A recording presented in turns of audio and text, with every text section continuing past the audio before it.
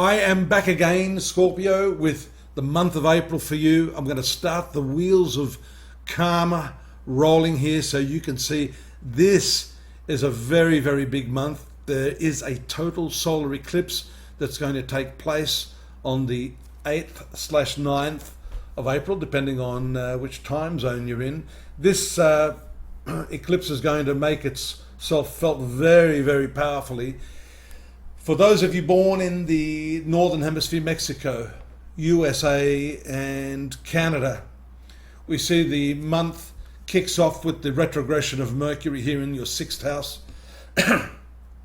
Mercury also rules your 11th house. 6th house is your workplace activities, communications with work colleagues and friends. And here you have to be very, very careful. You don't want this 8th, 11th rules Gemini and Virgo.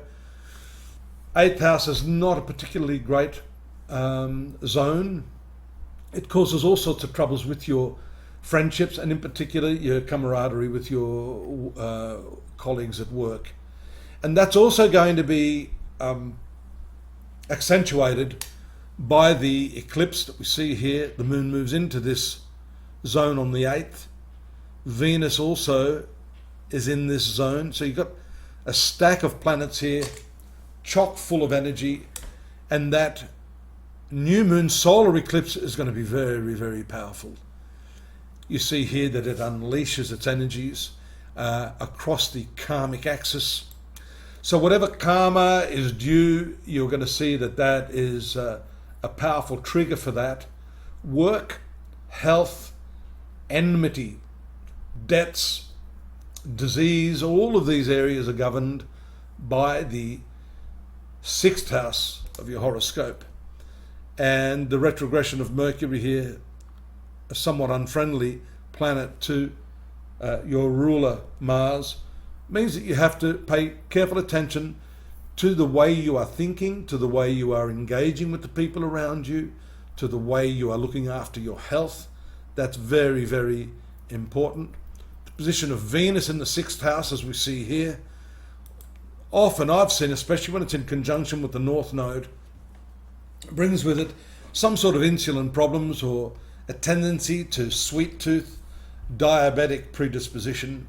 And because it's on that karmic axis, those of you who have family members and a genetic history of diabetes and that sort of thing would need to be a little bit more sort of careful in your dietary choices throughout this period. The 5th house, I've talked about this a little bit throughout the past, is going to present problems in your creativity and with your children. Creativity can be stifled when we've got a combination of Mars, Neptune, Saturn in that one zone. And so you have to find ways to enhance your creative opportunities, your creative skills, and your abilities. And generally what I find there, and this is shown by the combination of Mars and Neptune, that increasingly growing, what we call an applying conjunction between Mars and Neptune, is going to create a form of creative ossification. That is, it could be like if you're a writer, writer's block. You're unable to flow in the process of creativity. And that, I believe, Scorpio, has to do with spreading your wings and feeding yourself some new experiences from which you develop fuel for that creative impulse. If you've got no experiences, you've got nothing to draw upon. If you've been hiding in a cloistered environment, the same sort of daily routine, well, you need to change that. Now take a look there on the 24th. There we see the full moon taking place in your sun sign. So this is a very emotive time. You have a lot of emotional upheavals. You see there on the 25th that opposition rather to Uranus and Jupiter. Excessive feeling, but that's not coming from a particularly good place. And that again has to do with this problem in the 5th house. Now, there are other ways. Those experiences are one way, new experiences, spreading your wings and flying, or exercising. These two planets together, Mars and Saturn, especially Mars as one of your rulers, could show frustration and a need to get your aggressive tendencies channeled into the right sort of area. That's particularly notable there as the moon is transiting through this zone on the 29th, or 28th and 29th to these three planets. That could be a trigger point for you. So you need to get out, exercise, move your body, get that flexibility back, motion. And I believe that coupled with the additional experiences, some exercise and good diet, you are going to see a better flow of creative energy.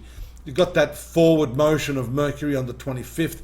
That, I believe, it's going to take a little bit of time, maybe another week or so, into May, before you can actually resolve any of those problems you've got in the workplace.